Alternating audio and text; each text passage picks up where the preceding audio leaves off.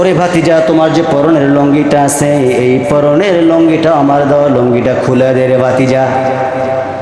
লুঙ্গির মধ্যে টান মারলেন, এমনভাবে টান মারলেন লুঙ্গিটা পর্যন্ত হুসকে পড়ে গেলেন, ছিটকে পড়ে গেলেন।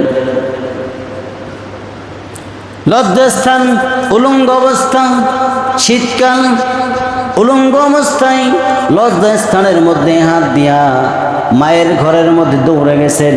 দৌড়ে গিয়া বলতেছেন, ও মা, আমার দিকে তাকাইও না, আমার দিকে তাকাইও না গো মা, একটা সেরা কম্বল থেকে একটা সেরা কম্বল দাও আমাকে। সেরা কম্বল দেওয়া হলো। মা বলতেছেন, বাবা তোমার এই অবস্থা কেন? মা ইসলাম গ্রহণ করেছে বিদায় চাচা আজকে আমার এই অবস্থা করে দিয়েছে। ও মা, আমার দিকে তাকেও না গো মা। বিশ্বনবীর দরবার পর্যন্ত আমি চলে গেলাম। আব্দুল্লাহ জুল বাজাদাইন বিশ্বনবীর দরবার পর্যন্ত চলে গেলেন। উস্কো খুস্কো অবস্থায়, শরীরের মধ্যে কিচ্ছু নেই, শরীরের মধ্যে কিচ্ছু নাই, উস্কো খুস্কো অবস্থা। আমার নবীজির দরজার মধ্যে গিয়ে নক করতেছেন। আমার নবীর দরজা খুলে দিলেন। খুলে দিয়ে বলে, যুবক তুমি কে? তোমাকে তো চেনা যাচ্ছে না। সঙ্গে সঙ্গে বলতেছেন, ইয়া রাসূলুল্লাহ, ইয়া হাবিবাল্লাহ, আমি হইলাম মক্কার মানুষ। আমার চাচা আমাকে বস্ত্রহীন করে দিয়েছে।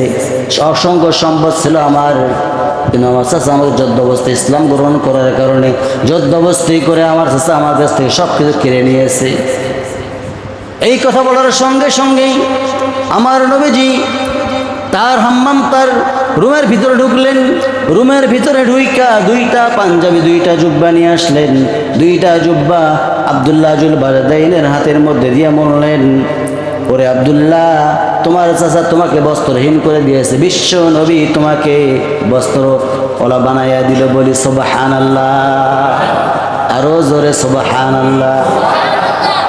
আমার ভাইয়েরা, এই সাহাবীকে আমার নবীজি বললেন, ও সাহাবী, ও আব্দুল্লাহ, তোমার কোনো চাওয়া আছে নাকি? তুমি কি সন্তুষ্ট হয়েছো নাকি? সঙ্গে সঙ্গে আব্দুল্লাহ জুল বাজাদাইন বললেন, ইয়া রাসূলুল্লাহ, ইয়া হাবিবাল্লাহ, চাওয়া আছে। কি চাওয়া আছে?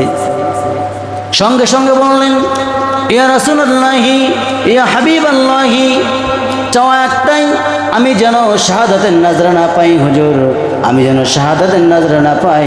শাহাদাত যদি হয়ে যায়, আমার এপারে দুনিয়া ওপারে সররের জান্নাতের মেহমান হয়ে যাব। আমার বন্ধুগণ, তাদের দিলের ভিতরে কেমন শাহাদাতের নাজরানা ছিল দেখেন। আমার নবীজিকে যখন এই কথা বললেন, এই কথা বলার সঙ্গেই সঙ্গেই আব্দুল্লাহ জুল বাজাদাইন যখন এই কথাটা বললেন, আমার নবীজি বললেন, ওরে আব্দুল্লাহ, তোমার শাহাদত বরণ করার তো ইচ্ছা ভালোই আছে, কোনো সমস্যা নাই।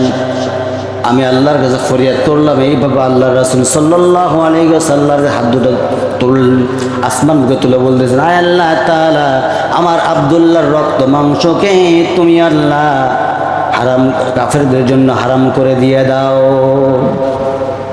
সঙ্গে সঙ্গে আব্দুল্লাহ জুল বাজাদাইন আব্দুল্লাহ বললেন, ইয়া রাসূলুল্লাহ, ইয়া হাবিবাল্লাহ, আমি বলতে বললাম একটা দোয়া, আপনি করলেন আর একটা দাও, কারণটা কি? আমার নবীজি বললেন, ওরে আব্দুল্লাহ, চিন্তা করো না, চিন্তা করো না, দিলের ভিতরের মধ্যে যদি শাহাদাতের তামান্না থাকে, সে যদি বিছানায় শুয়ে শুয়ে মারা যায়, তবু সে শাহাদাতের তামান্না পেয়ে যায়। বলি সুবহানাল্লাহ। আমার বন্ধুগণ, শর্ট করে নিয়ে গেলাম, কথাগুলো অনেক লম্বা কথা ছিল। তাবুক অভিযানের মধ্যে চলে গেছেন। এই তাবুক অভিযানের মধ্যে থেকে বিনা যুদ্ধেই রোমান সৈন্যরা, তাদের সঙ্গে আমার নবীও সেখানে গেছিলেন 30,000 সৈন্য নিয়ে। কত হাজার? 30,000 সৈন্য নিয়ে। সৈন্যগুলো নিয়ে যাওয়ার সাথে বিশ্বনবী নিজে যাওয়ার কারণে বিনা যুদ্ধে পরোক্ষ বিজয় চলে আসছে। বলি সুবহানাল্লাহ। আমার নবীজি যখন এই 30,000 সৈন্য নিয়ে বিনা যুদ্ধে চলে আসতেছেন, মাঝপথে আব্দুল্লাহর জ্বর চলে আসছে। জ্বরের মধ্যে একটা পর্যায়ে আমার নবীজিকে বললেন, কোন সাহাবী বললেন, ইয়া রাসূলুল্লাহ, ইয়া হাবিবাল্লাহ। আমার কথা কিন্তু স্পিডে হচ্ছে, তার কারণ সময় কম, বুঝতে পারছেন? ইয়া রাসূলুল্লাহ, ইয়া হাবিবাল্লাহ, আব্দুল্লাহর জ্বর চলে আসছে। সঙ্গে সঙ্গেই আমার নবীজি বললেন, ও সাহাবী, কোন আব্দুল্লাহর কথা বলতেছো, কোন আব্দুল্লাহর কথা বলতেছো? সঙ্গে সঙ্গে সাহাবী বললেন, ইয়া রাসূলুল্লাহ, যে আব্দুল্লাহর জন্য আপনি উল্টা দোয়া করছিলেন সেই আব্দুল্লাহর জ্বর চলে আসছে। ঠিক আছে, ঠিক হয়ে যাবে। এই কথা বললেন যখন, সঙ্গে সঙ্গে কিছুক্ষণ পরেই সংবাদ চলে আসলো, ইয়া রাসূলুল্লাহ, ইয়া হাবিবাল্লাহ, আব্দুল্লাহর দুনিয়ার মধ্যে বেঁচে নাই। আব্দুল্লাহ দুনিয়া থেকে চিরজীবনের জন্য আল্লাহর দরবারে চলে গেছে। বলি সুবহানাল্লাহ। আমার নবীজি হাত দুটো উঁচা কইরা বললেন, ও সাহাবী, শুনে রাখো, জেনে রাখো, আমার আব্দুল্লাহ যখনই আমার কানের মধ্যে যখন চলে আসছে, আমার আব্দুল্লাহর দুনিয়ার মধ্যে নাই। আমি আমার কাছে ওহী নাযিল হয়ে গেল। সঙ্গে সঙ্গেই আব্দুল্লাহ, আমার নবুয়তী চোখ দিয়ে আমি দেখতে পারতেছি আব্দুল্লাহ এত পরিমাণ জান্নাতের পাখি হেউরে বেড়াইতেছে। বলি সুবহানাল্লাহ। আমার ভাইরা, এই কথা বলার সঙ্গে সঙ্গে সন্ধ্যাও হয় নাই। আমি শর্ট করে নিয়ে যাচ্ছি। আবার সন্ধ্যাও কেবল দীপ দীপ করে আলো জ্বলতেছে, সন্ধ্যা হয়ে গেছে। দুইজন মানুষ আব্দুল্লাহর লাশটা কাঁধে করে নিয়ে আসতেছেন। আমার নবীজি বললেন, ও সাহাবীরা, তোমার ভাইয়ের সঙ্গে তোমার বেয়াদবি করো না, বেয়াদবি করো না, সুন্দরভাবে নিয়ে আসো। সেই মানুষ দুইটাই হলেন, একজন হলেন আবু বকর, আর একজন ওমর রাদিয়াল্লাহু তাআলা আনহু। বলি সুবহানাল্লাহ। আরো জোরে সুবহানাল্লাহ। যখন লাশটা নিয়ে আসলেন, দেখেন কত বড় ভাগ্য, আমার নবীজি মাঝখানে নামছেন কবরের মধ্যে। সাইদ আব্দুল্লাহ ইবনে মাসউদ রাদিয়াল্লাহু তাআলা আনহু দীপ দীপ করে আলো ধরে আছেন। কি ধরে আছেন? আলো। সেই সময় তো আর এই যে এইরকম ডিজিটাল আলো ছিল না, আলো ধরে আছেন। আমার নবীজি মাঝখানের মধ্যে নেমে আছেন। আবু বকর রাদিয়াল্লাহু তাআলা আনহু এবং ওমর রাদিয়াল্লাহু তাআলা আনহু আবার নবীজির হাতের মধ্যে লাশটা দিলেন। দুইজন দুই পাশে নেমে গেলেন। দুইজন দুই পাশে নেমে গেলেন। ওইদিকে আব্দুল্লাহ ইবনে মাসউদ রাদিয়াল্লাহু তাআলা আনহু বলতেছেন, আল্লাহ তাআলা ডুকরে ডুকরে বলতেছেন, আল্লাহ তাআলা, এই লাশটা যদি আব্দুল্লাহর না হয়, আল্লাহ গো, এই লাশটা যে আমার হয়ে যেত কতই না ভালো হয়ে যেত। যে জায়গার মধ্যে সেরা সেরা পৃথিবীর তিনজন মানুষ নামছে গো আল্লাহ। আস্তে কোন সুবহানাল্লাহ। আমার নবীজি করলেন কি, আব্দুল্লাহকে শোয়া দিলেন। শোয়া দিয়ার সঙ্গে সঙ্গে বুকের মধ্যে হাতটা দিয়ে বললেন, আল্লাহ। বুকের মধ্যে হাতটা দিয়া আসমানের দিকে দেখলেন।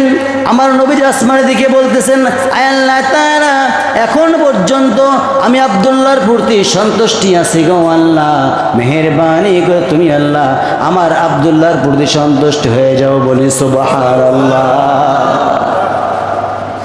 তাহলে আমার ভাইরা, আমার চিন্তা করেন, শাহাদাতের তামান্না ভিতরে থাকলে যদি জ্বরেও মারা যায়, তো বসে এই পারে দুনিয়া, ওই পারে জান্নাত।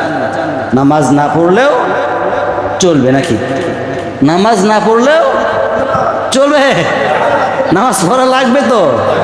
নামাজ পড়বেন কারা কারা? হাত উঠান তো একটু, বলেন, হে আল্লাহ, আজ থেকে আমি 5 ওয়াক্ত নামাজ পড়ব, আদায় করব ইনশাআল্লাহ। হাত নামান।